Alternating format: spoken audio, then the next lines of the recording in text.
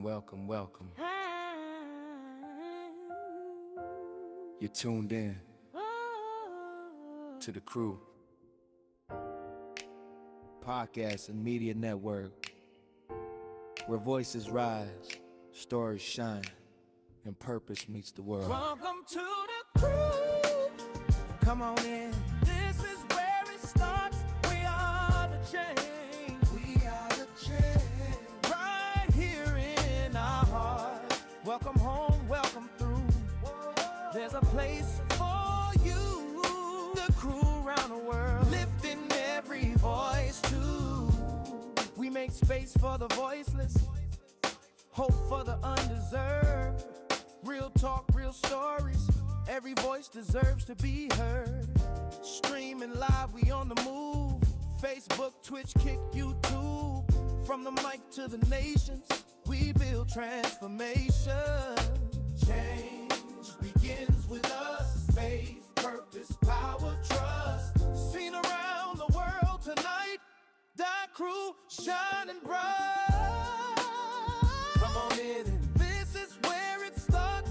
We are the change. We are the change. Right here in our hearts. Welcome. They told me no. Too blind, too broken, too late, too different, too loud, too ambitious. But every no pushed me closer to purpose. Now I'm chasing the yes.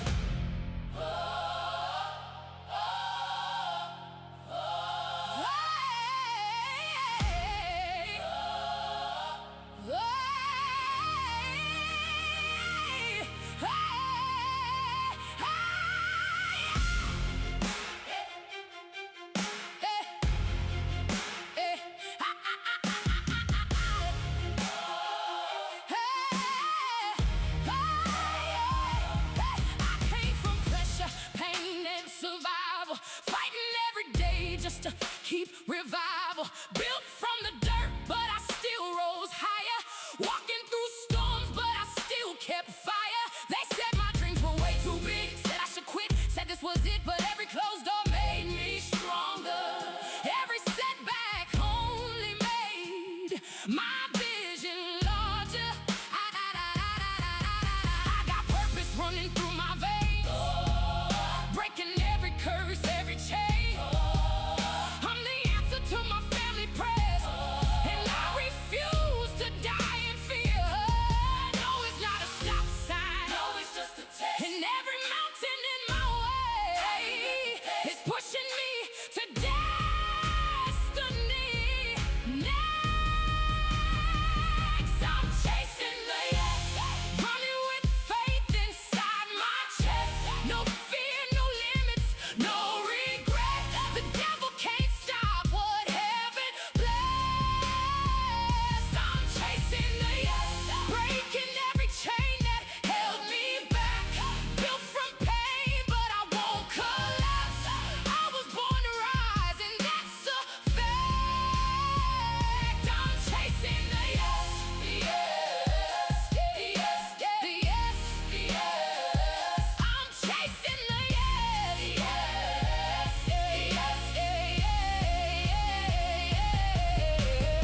For every mother trying not to break, for every father carrying heavy weight, for every child that was overlooked, for every dream they misunderstood, for every entrepreneur building from zero, for every survivor becoming their own hero, for every person they counted out. This your anthem, scream it loud. You don't need permission to become, you don't need approval to overcome. The same pain that tried to bury you can become the reason the world remembers you.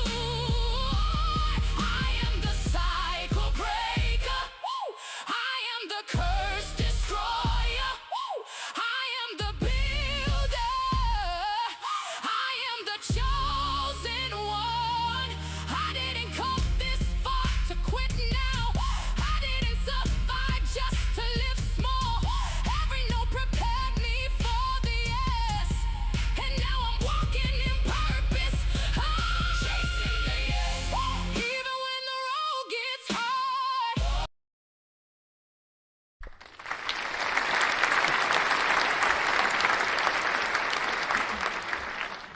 Hey, how you guys doing today? This is Aleatha Robinson from Chasing the Yes podcast. I'm so excited about today. Today is a good day. Listen, we have Dr. Reginald Lewis today. So listen, this guy, amazing, an author, entrepreneur, educator. I mean, amazing. So we're gonna get to it. We're gonna get into a lot of things tonight. We're gonna get into some information. We're gonna get into some advice. We're gonna dig deep, and we're just gonna have a conversation tonight. So, without further ado, hey, Mr. Lewis, how you doing, Dr. Lewis? How you doing? I'm doing good. I'm doing good. It's an honor to have you here today. No, it's good to be here. Just thank you for this opportunity. Such a blessing, and I just love your platform. Absolutely. Thank you so much. Thank you so much. So I guess we can jump right in. Like I told you, we can just have a discussion. I want to get to know you. Like I said before, I looked through a little bit of your book, and I love your book. I wanted to get into what made you write your book, and the story that that runs into how you got into writing the book and what it means to you. Sure, sure. So I guess what I'll do is I'll take you on a journey. Okay. Um, I started in elementary school, high school. Was an excellent student, gifted student, and when I finally went to college, I said, you know what? Howard University is where I want to be. I want to be part of the Mecca. The problem was during orientation. Well, I wouldn't say the problem, but it was how I internalized the message during orientation. One of the leaders made a statement. Look to your left, look to your right. One of you will not be at graduation. And I thought, wow, who's that going to be? And unfortunately, it was me. I didn't apply myself the way that I should have. I didn't utilize all of my gifts. I started to party, I stopped going to class, and so my grades suffered. And so I had an old school dad. He said, look, you're not gonna waste my money. And so you're either gonna come home, go to the military, or you're gonna go to work. And so what ended up happening was I started, working in some jobs, taking different jobs. I also attended some classes at community college in New York, one of the state universities as well, taking some classes just to make sure that, I could develop the skills that I needed, because ultimately I wanted to earn my degree. I didn't have a plan, right? So went to college. I just thought, you know what? Hey, I was always making A's and it was just going to be easy, but I had to have a plan. So, I ultimately 9/11 happened many moons later, and I found myself without a job and no degree. And so it's hard for me to pivot and try to find a job. I was working in the PR industry. I worked for a number of big brands, but I didn't have that degree, so I always felt like I didn't belong in those spaces. But I really did, because I developed the skills. I just didn't have the degree, the credential. So went to a journalist convention, National Association of Black Journalists, Milwaukee, 2002. Met a young lady who's now been my wife for almost 22 years. We got married a couple of years later. And I realized that if I wanted to be married and I wanted to have children, I wanted to set an example for them. Okay. So fast forward, I started a program at Paul Quinn College in Dallas, Texas, and it was for adult learners. And so I was able to earn a 4.0. I graduated with honors from Paul Quinn College. And then I was promoted I was a journalist. I was a news producer at the time, and so I was able to I was promoted on the job. So at that point I felt like, wow, actually accomplished something, and then I saw tangible results as a result of that. But more importantly, our daughter was my wife was carrying our daughter at the time. So I tell my daughter, yes, you've been to 3 graduations. You only realized 2 of them, but you were there. She was there when I graduated with my undergraduate degree, BS in organizational management. And so and what Paul Quinn College did, what so effectively, is Mhm. it made me feel like I could do anything. They helped with building self-efficacy. They made me feel like I belonged. Although I was an adult learner, I still felt like I was part of the campus community. Professors knew me, and so that was so important. And so as we kind of navigated some very tough periods here in the state of Texas and some other states across the country, started with anti-DEI legislation attacking critical race theory and all these other buzzwords they wanted to utilize. Basically, what they wanted to do was to suppress our greatness. Mhm. And so I was working for the Texas A&M system, and Okay. they did some shuffling because of some things that were coming out of the state legislature. And as a part of that, I noticed that my institution, as well as others in the state, started to change their marketing strategies. Instead of trying to be inclusive, they wanted to go to this, typical homogenized look, right? People that, basically it was white-centered marketing. And I Mhm. said, this is totally unacceptable. If you're in this institution that has 30, 40, 50,000 students, you should be able to show some minority faces, especially if they are paying tuition, because they deserve to be part of the community. And Yeah. so a lot of students, I started to hear things like, well, I don't really feel comfortable on this campus. Maybe I should transfer to another campus. And just other marginalized students from underrepresented groups started to voice their opinions about how they were being perceived, not only on the website for marketing, but also in the classroom. Their Mhm. intelligence was being challenged. And so it was a difficult time. And so at that point, something in me said, you know what? I have this is burning inside of me. And that's how the book was manifested. It was born out of trauma, to be honest. And so students, all students, but certainly students of color, Mhm. disabled students, LGBTQ students, all of those students need to feel like they belong. Because if you're going to go to a school and pay $80,000 Yeah. here, you need to be represented. Absolutely. Yes, and so that's how the book was born.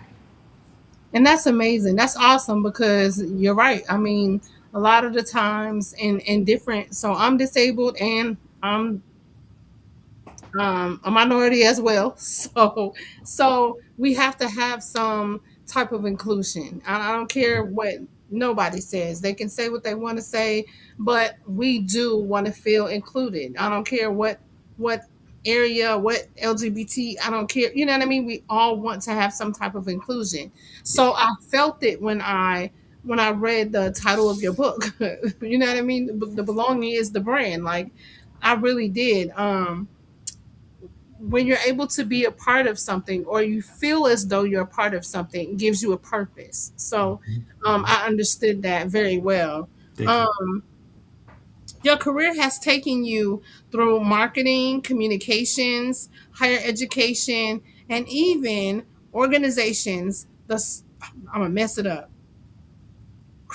Is it? Oh, Cirque du Soleil. Yeah. Yes, yes. The Metropolitan Museum of Art and the NHL.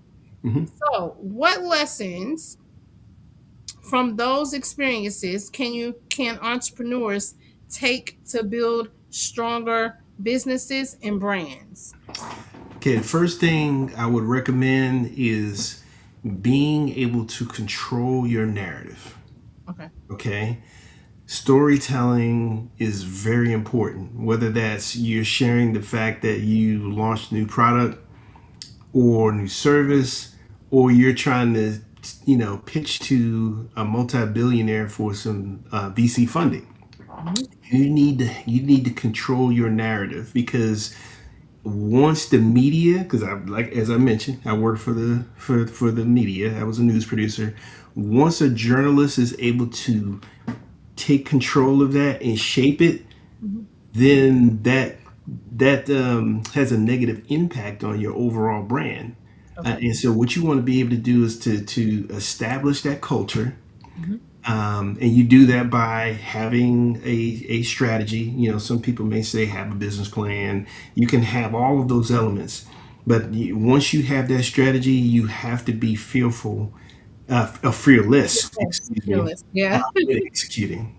You can't be fearful, because fear has hampered many careers. From athletics to business. Fear will keep you from reaching your destiny. And if you have that, once you can control that narrative and that brand, then you've engendered trust. And so when people trust you, it doesn't matter if you create a bookmark or you create a car. If you engender that trust, people will always follow you. They'll go looking for you. They'll move to another state and still try to find you. So, but you have to control that narrative so they know, like, okay, all right, when Miss Robinson says something, that's gospel. I know that. I've heard from her for the last decade. She's been very consistent. That's what you want. And you do that by controlling that narrative. Because for example, with Cirque du Soleil, when I worked at a firm that Cirque du Soleil hired for their first tour in the United States. It's a company, theatrical company that's based out of Montreal, Canada. Okay. And so what they wanted was, like, they wanted to in New York City, and wanted to compete with Ringling Brothers and Barnum Okay. Bailey. And so I literally had to call journalists and celebrities and beg them to take tickets in order to attend this circus, if you will.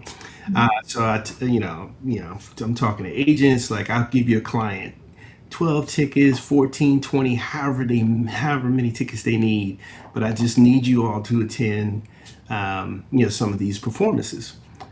Well, we had a sold out. Well, we kind of papered it. I mean, it was full. And the reviews were amazing. Celebrities were telling their friends and colleagues about it. And so that first run, they had to extend the run, actually. And so that started it. Huge success. And now Cirque du Soleil is around the world. They have different circuses that they have one that's always, based in Vegas. And so they just, depending on the audience, they're very good about market segmentation. They know their audience. And so they say, okay, well, this is the demographic, and these are the types of individuals that travel to Vegas. This is the circus that we're going to have there. We're not going to take the same one that we traveled with 20 years ago, like Ringling Brothers did. Is they change the themes, the performers, and so that's why they're so successful. And so even in business, we have to be able to pivot and make those changes, adapt to the markets. So that way we can continue to stay relevant. Now, you can have a core product or service, but you need to be able to have some sub brands as well. That's awesome. Yeah, I understand what you mean. And actually, you put me right to my next question. So my next question is, at CMCE Academy, which is the academy that I built, as CEO, mind shift Creator Empire. That's the name of it, Academy, right? Mhm. And so at CMCE Academy, which we teach entrepreneurs to the importance of discipline, structure, and execution. From your perspective, what separates entrepreneurs who build lasting businesses from those who struggle to move beyond having a great idea? That's a great question. And I think one of the biggest differentiators to me would have to be successful entrepreneurs visualize the outcome. So if they want to sell a product or service, aspiring entrepreneurs will say, well, I want to launch this by August. Mhm. Successful entrepreneurs state, I want to launch by August, and by the end of August, I want to have 100 customers paying on these tiers. Mhm. I got a gold, bronze, and silver level, and they know how to attack those different areas. They know, like, okay, when I start to reach out to folks, who are the ones that are gonna pay the premium level versus the lower level, Mhm. and they know how to work all those different levels. So they see the outcome and they attack the outcome. Okay. And there's nothing wrong with having goals and executing those goals, but you don't want those to. You want to have a direction. It's Okay. kind of like having that GPS. Okay. Um, you want to know where you're going. You may not know exactly where you're headed. Mhm. You may not know that. Maybe you say I want 100 customers and you just hit 90. Mhm. Well, that's fine. What does the next quarter look like, or Okay. the next year? Just building off of those, like, hey, I want to increase by 2% each month. Having those goals and pushing towards those goals, and just never giving up. I've worked with some big brands that have faced some difficult times. At one point, Dance State of Harlem almost closed its doors because it didn't have enough money, didn't have enough funding. Although the multimillionaires and billionaires in New York love Dancing of Harlem, but the operational costs were so much. They travel around the world, worldwide tours. It was expensive, Yeah. so they had to furlough some dancers for a few years just to make ends meet. But now they're thriving. So there may be some lean times, and you just can't be discouraged by those. Every company runs into those periods, but just keeping your eye on the prize and keeping your eye on that goal. Okay. Thank you so much. That's some good advice. Like very, very good advice. Okay. One thing that really inspired me about your story Hmm. is your educational journey. Hmm. You left college, Hmm. returned years later, earned your bachelor's degree, and eventually your doctorate. What kept you going, and what would you say to someone who feels like they're behind in life or in business? That's good. I think for me, the biggest thing was I had champions. I had people supporting me, championing me. Now, not to say that my parents didn't support me early on. I just was young and dumb. I thought I knew everything and I Mhm. could do anything without any assistance. And so I learned the hard way that it definitely takes a village, Mhm. but I tried to do it without that village. So later on, had a daughter. When I was working on my MBA, I was taking some online classes, and she would actually sit on my lap as I took some exams. And so she was an inspiration because I didn't want to let her down. But more importantly, I didn't want to let myself down as a black man. I had struggled trying to get that at the bachelor's degree, and I said never again. I said it's full steam ahead. I had family members, younger family members looking at me. My wife's family members were looking to see how I was progressing, and they were always feeding me positive, thoughts, scriptures.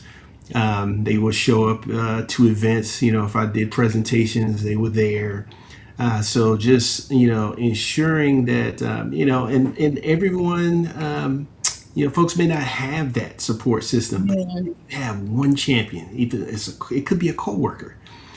Just let them love on you and support you, and build that self-efficacy.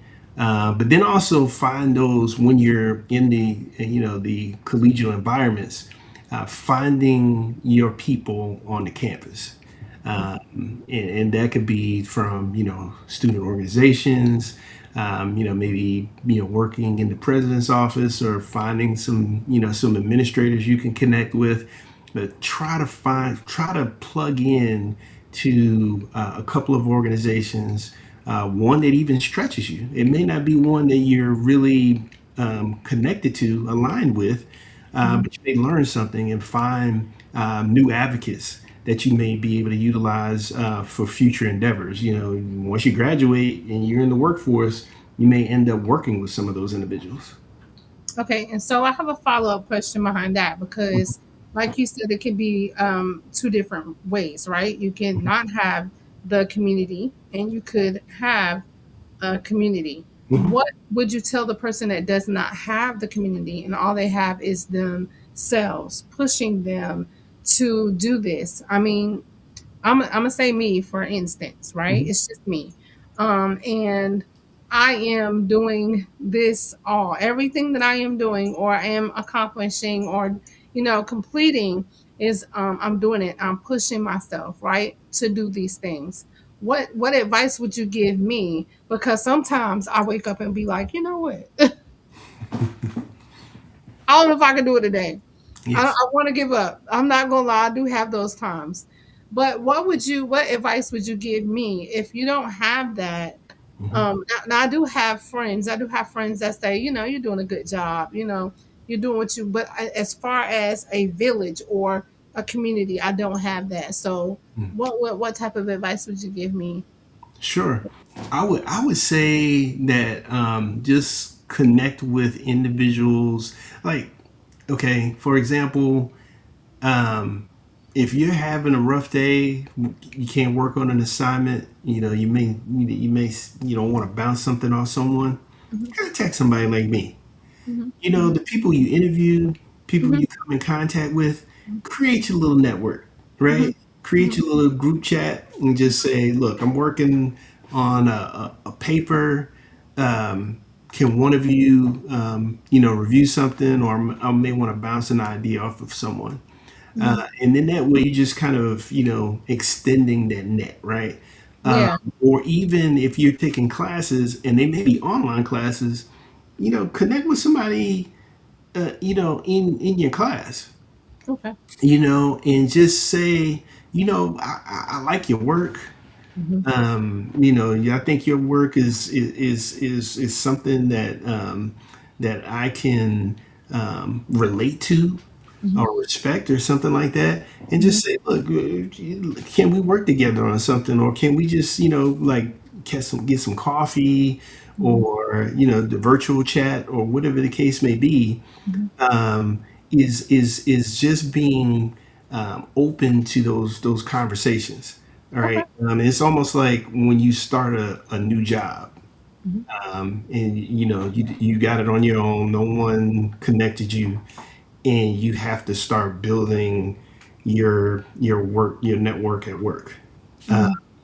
And so you try to find those people you feel like you align with, whether they look like you, may have the same political views as you, educational values.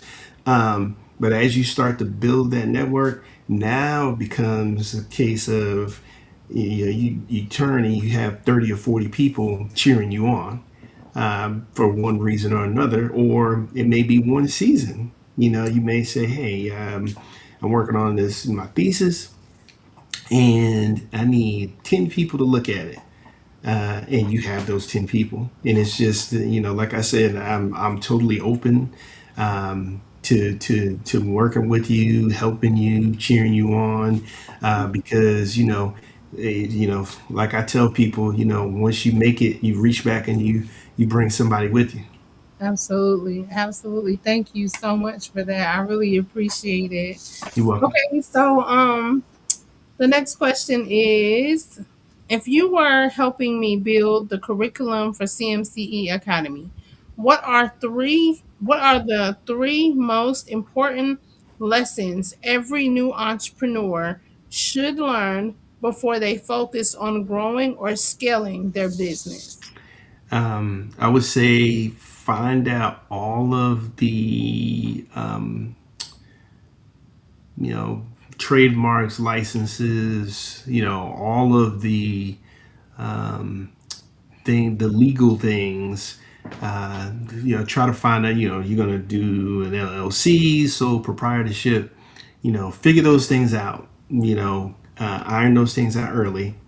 Then again, have that business plan, that marketing strategy, in order and be ready to execute with timelines, budget, things of that nature. And then also, what are your outcomes? Do you want to just build awareness with customers? Are you actually trying to generate sales?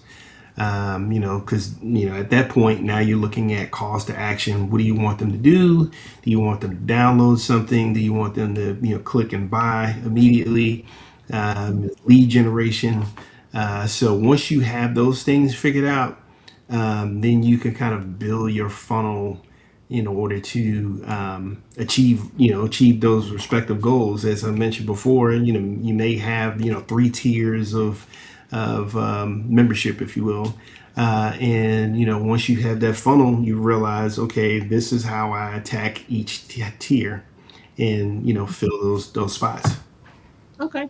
And that's kind of what I do teach about. I teach about market research. They have to do that. They have to make sure that the niche that they're going in is a passion. That's what I teach people.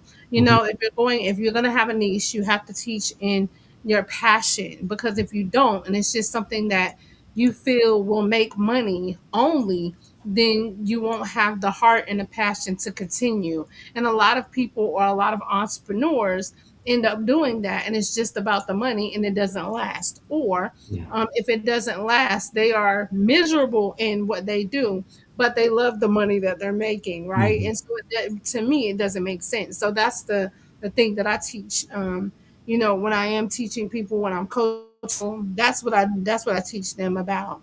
I think market research is really one of the most important things that you could do. Um, Find out, what you are starting, the business that you're starting. Go look at people that already has a successful business. Go Mhm. look and see what's the number on it, that I don't know what just happened. I'm sorry, y'all. Give me 1 second because I can't see you. My computer doing something. Okay. What how much money they make in that field, those type of things. So I'm asking questions because I'm still learning at the same time, like I said, so I Oh really. no, that's great. I mean, I like what you said about passion, because I think about my early educational journey, and that I didn't have that, and Okay. that's why it was easy for me to leave. So passion is very important, and I didn't really understand that Mhm. until later in life, Mhm. because all I was doing was, especially after I started working, was working to make money. It was go to work, make money, and not the growth wasn't there. Mhm. So yes, definitely on the market research side, just to augment what you said, which was great. Conducting that SWOT analysis, right? Mhm. When you do that market research, looking at your strengths, weaknesses, opportunities, and threats, and how the competitors fit into that. That's very key. Because I see a lot of, and I'm sure this happens where you are, but we got a lot of coffee shops that pop up, right? Oh And yeah. yes, I mean, like all over the place. And so the ones that are successful, you can tell they conducted market research in the right way. Yep. And they did a good job in drilling down, and looking at those opportunities and combating those threats.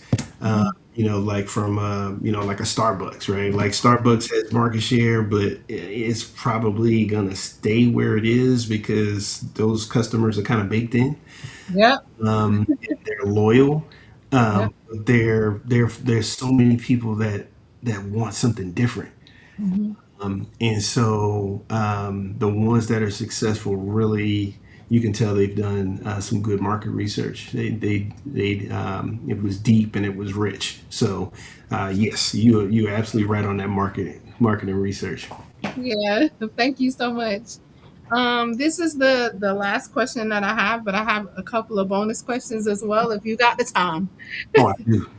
Okay. So the last question is when people finish reading your book and hearing your story, what do you hope they remember Mhm. about Dr. Reginald E. Lewis, not only as an author and educator, but as a leader? What does legacy mean to you?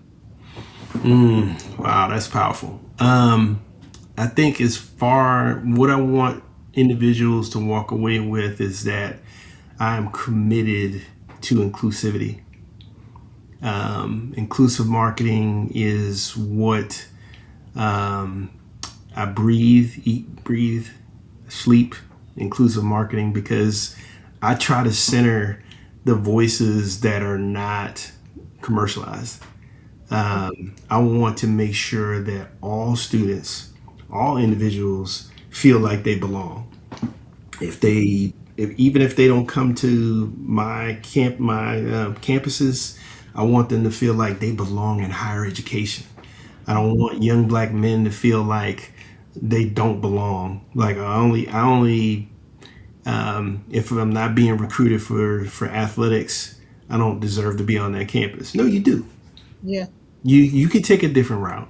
Yeah, Yeah. if you want to, if you have aspirations of going to the NFL or the NBA, and your scouts, agent is telling you that yes, you are likely to do that, then that's a different conversation. But for the ones who are not going to start, but they need a good education, instead of playing sports your first year, look at some different opportunities. Hmm. Dive into that major. Hmm. Get your basics out of the way, maybe at a community college, and Hmm. then transfer in, and then maybe you're better prepared Yeah. for everything. The athletic side, the academic side. And I want people that read this book to know that there are schools out there that really want them on campus, and then there's some schools that are retreating. They're closing. Multicultural centers. They're eliminating programming. Maybe that's a place that you should avoid. But I want everyone to be educated on what's happening, so that I'm, making decisions blindly about where they go to college, like I did. Had I really looked at the pros and cons, I probably would have selected a different school for me. Howard's a great school, Hmm. one of the elites, but it wasn't the right environment for me. For you. Yeah. Yeah.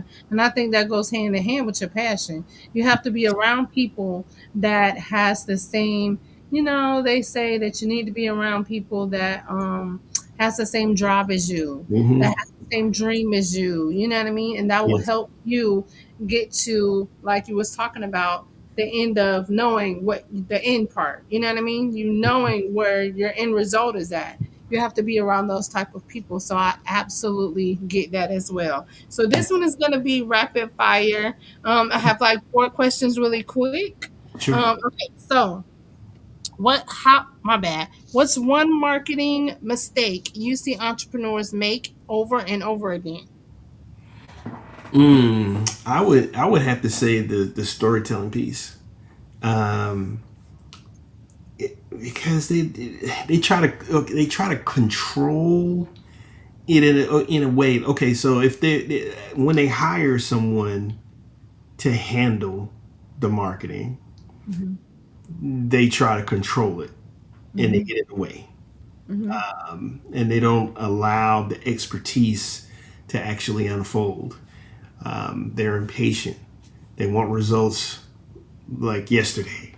But instead of seeing it grow organically, what you want is sustainability. You want 20 years of brand presence. You don't want 2 years. Yeah. So just allowing the expert to do his or her job, I see that mistake quite often, that they get in the way. And when they do it themselves, they lack the consistency. There's no strategy. They I'm gonna may. be honest, that's me. Yeah. Like you're a hands-on person all the time. And Yeah. yes, I have learned through trial and error and through people telling me, friends, associates, family members, you always want your hand in everything. Like, you know what I'm saying? So you're Yes. absolutely correct because I'm gonna have to relinquish that. I'm gonna have to say, okay, this person needs to handle that. Like it's not, you know what I mean? I need them to do the marketing. So you are absolutely right about that. That is so true. And I'm And guilty of it too. okay. So even with with the book marketing, like I don't want to relinquish anything, and Yeah. so because I think I know everything, but sometimes I need to remove myself from it because other individuals see the full landscape and see the bigger picture instead of just what's in front of me. So just being able to just kind of move out of the way. Yeah. I got Yeah. to learn how to do that as well. Yeah. Me too. Okay. And then also, how can entrepreneurs create a sense of belonging and trust with their customers from day one? Now that's going to be through, I would say, a combination of marketing and communication. Um, Hello. you you want to have a newsletter, digital newsletter that you can send out to your customers. You are responsive to feedback on your social media channels. You want to be able to have real time information from your customers if you can. They may be rating a product. Even a survey. After this podcast, what did you think? What kind of guests would you like to see in the next 2 to 3 weeks? Always staying in touch with your customers, because once they feel like they're just a number and Mhm. you're just looking for a sale, and there's no connection there. They want to have a connection to the brand, and the brands that are successful always they stay connected to their clients. And so it's, as entrepreneurs, it's important to set a cadence. It may be a monthly e-newsletter. Send that out. You may not have a whole lot of information, but maybe just put a poll question in there. Okay. What are your thoughts on this? It could be something related to your business. It could be something related to the industry. But making sure that you'll end up with some loyal customers who you could always count on as early adopters. And so that's important. It's just developing that connection with your customers. Absolutely. Thank you so much. You're welcome. Someone said I definitely have to know when to let someone else do the work. Laugh out loud. Yeah, yeah, absolutely. And actually, Trevita is like she my soundboard. I have to go to her. Like that. Trevita is somebody that I get on the phone with, and that's about the only person. But I'll call her and be like, Trevita, da da da da da da da da. Da. She my soundboard. Like I have to tell her. And um the next question, and Mhm. I'll make this be the last one. Okay. So, what's one daily habit that has contributed most to your success? Writing in a journal. Oh wow. Writing Okay. outside of prayer, I would say is writing in a journal, because my brain works in a way that I just have like these moments where it's just so much information enters my brain, all these ideas, and I have to write them down because they may not be fully baked. But if I can go back to it, on Friday, after I've written it on Monday, maybe I can make the connection and carry it out to a fully fleshed idea. And so it is. And another thing is, my lens is always okay. So when I for marketing or PR, when I look at things, I'm looking at things from a multicultural lens Mm-hmm. and a legal lens, Okay. because I want to make sure that all customers are accounted for. But then also I'm looking at it legally, like, is how can the media turn this and make this into a negative? As a news producer, I was always trying to find that little nugget, um, to create a story for my newscast. And so sometimes, the angle is positive, and sometimes it wasn't. And I mean, to be honest with you, but I always try to, put on my former journalist hat, and I try to look at things from a legal perspective, like how, if this were to happen, how would I respond? About my product or service. How would I counsel someone else? So I'm always thinking of those types of things, and those things I have to write down. So especially when it comes to things like this, if for example, if you put something on your website and someone decides, hey, I'm going to write into the attorney general and I'm going to file an official complaint because I feel like this is, this is CR, critical race theory, right? Or whatever the latest boogeyman is. How Mm-hmm. do you respond? What are those talking points? If a journalist knocked on your door, what would Mm. you say? So I'm always thinking of those types of things. Write them, I'll write them down, and what I do, and what I think all entrepreneurs should do is have a messaging vault. So it could be just a document in Google, Sheets or Word, and you talk about different scenarios. If you have a product, and for example, maybe it's some food catering service.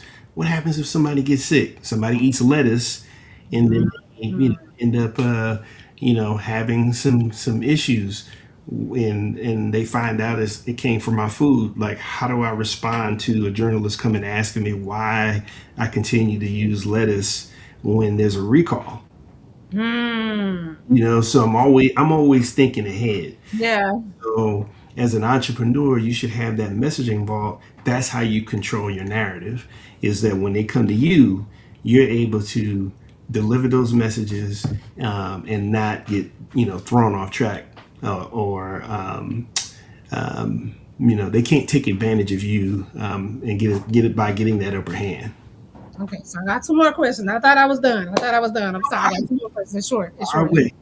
Okay. What would you say to entrepreneurs that are kind of afraid of using any AI tools to help them to create things in their business, or even start a business, or whatever the case may be? And do you as well use AI to help you with business? I do, and I'd use it for ideation, Mm-hmm. because there may be times when I'm trying to think of something Mm-hmm. and I'm stuck, and I may use it to brainstorm. Yeah. And like, with now you could just you can name your AI tool, right? You could Yeah. you Yeah. just say, hey Sheila, Yeah. got something Yeah. for you. Yeah. Bounce something off of you. And And being an older individual, Mhm. I'm kind of on that. I'm on the border as far as how I feel about AI, Mhm. but I have to utilize it in order to maintain relevancy. I was just finished that. You took it out my mouth. You Yes, literally took that out my mouth. Yeah, yes, yes. relevancy. As much as I want to say, well, I want to do it on my own, and this is my idea. No, the tool is there. Yeah. Use Use the it. tool. Use it. Yeah. Even if it's just to build the framework. Yeah. You don't have to Yes. fill in all the rooms, when building a house, just build the frame, Yes. and then you see like, you know what? The AI is using best practices. And Absolutely. so I don't have to create this from scratch. It's Right. pulling best practices and I can just fill in what I need to. And so it cuts down on all the work you have to do. It makes you more efficient. Yes. Um, and also, if you need to store things, you can go back, look at chats, and see, like, you know what? This is how this morphed over time. And this is how we got to this point. How do we take this to, how do we scale the business? Yes. Ask, like, look, I want to go from 100 customers to 10,000 customers in 12 months. How do I do that? Yes. Yeah. And it'll give you a plan. This is what we do each month, each week, what have you. And Yeah. so to say no, you kind of, for me, I would basically, box myself out of any jobs, right? Yeah. Because and this is how I feel about AI now. If you don't learn how to use it, you get left out of the market.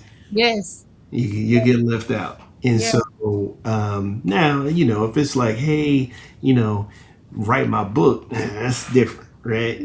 Yeah. Yeah. Yeah. Yeah. Yeah. But in order to, because your competitors are going to use it, Right. uh, Right. and Right. so you have to keep up with everyone. Yeah.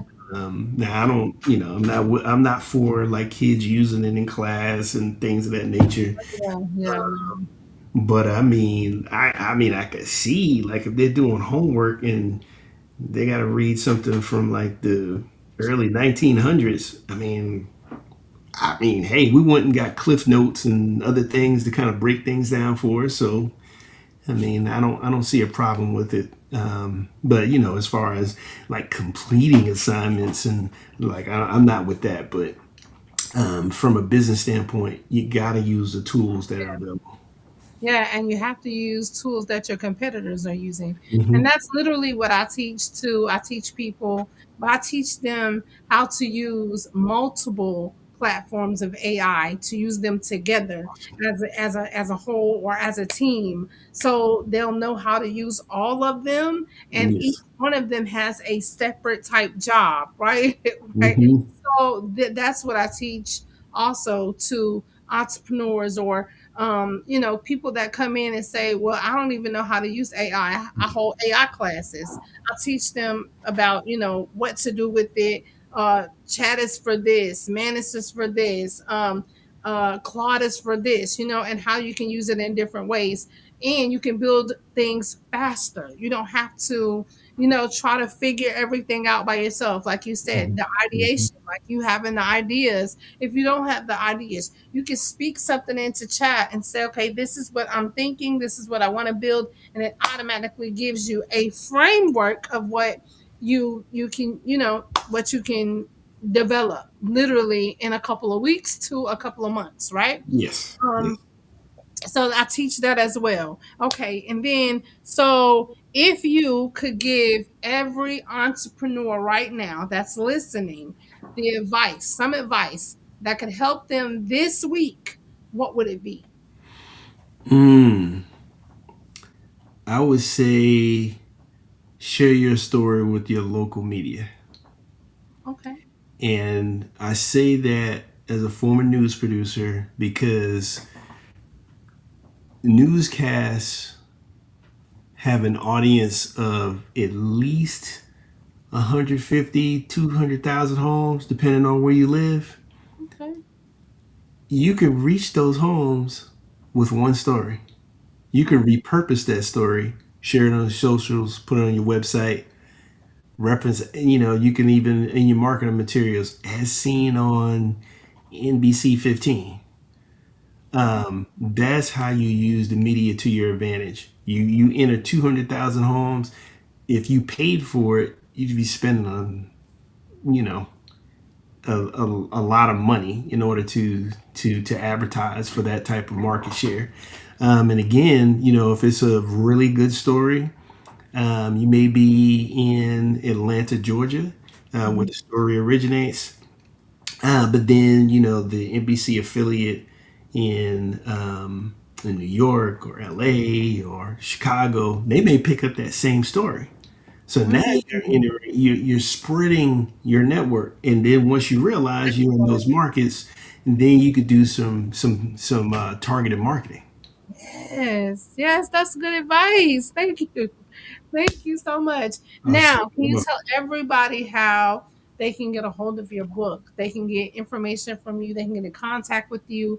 Everything is about you for however long you speak.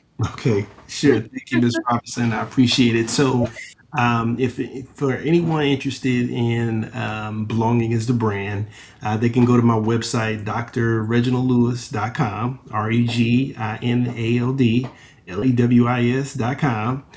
They can find me on Instagram at Dr. Reggie Lou. And then on TikTok, they can find me as well, Reggie Lou there. And right now, I have the paperback, which is the second edition. The first edition was an ebook, so both of those items are available there. And if anyone is interested in hearing me speak, or maybe a book signing, they can reach out at reggieLewis44 at gmail.com.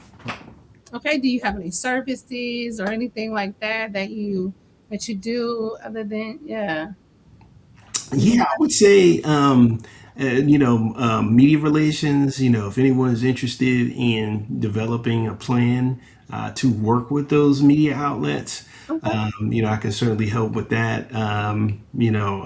It could be as small as a little town in Idaho or all the way up to LA and New York. I have contacts all across the country, and if anyone is interested in working with me, reach out to me at reggieLewis44 at gmail.com, and we can help you. Okay. Thank you so much, Dr. Lewis. I really do appreciate you. I've had an amazing time. I've got some information. I know that the viewers have gotten some information. You are amazing. Like just listening to you tonight really gave me a lot of perspective on even my life, even what I'm doing. So I really do appreciate you. And thank you so much, everybody that came in to Chasing the Yes podcast. Thank you so much. This is Aletha, and we're signing off. Thank you guys for showing up. Thank you very much, Ms. Robinson. Have a blessed night. You Bye, too. everybody.